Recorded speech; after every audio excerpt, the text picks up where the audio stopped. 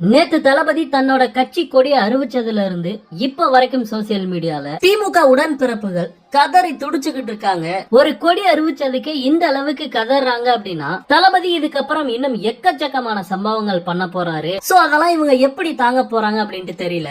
இந்த கொடியை வச்சு எப்படியாவது தமிழக வெற்றி கழகத்துக்கு பிரச்சனை கொடுக்கணும் அப்படின்ட்டு திமுக நேத்துல இருந்து ஏதேதோ வேலைகள் பண்ணிக்கிட்டு இருக்காங்க.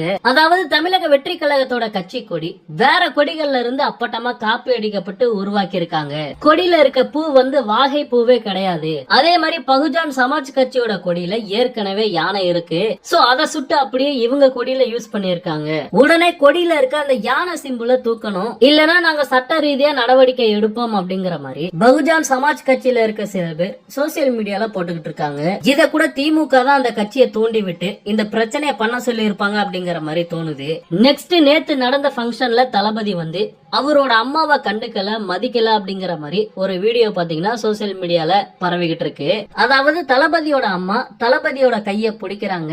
அதை கவனிக்காம தளபதியும் பாத்தீங்கன்னா 2 ஸ்டெப் எடுத்து வைக்கிறாரு. அதுக்கப்புறம் திரும்பி பார்த்து அவங்க அம்மா கிட்ட பேசிட்டு தான் தளபதி அங்க இருந்து போறாரு. ஆனா இந்த நியூஸ் சேனல்ஸ் என்ன பண்ணிருக்காங்க அப்படின்னா தளபதி அவங்க அம்மாவை கவனிக்காம 2 ஸ்டெப் எடுத்து வைக்கிறாரு. அது வரைக்கும் மட்டும் கட் பண்ணி சோசியல் மீடியால போட்டிருக்காங்க.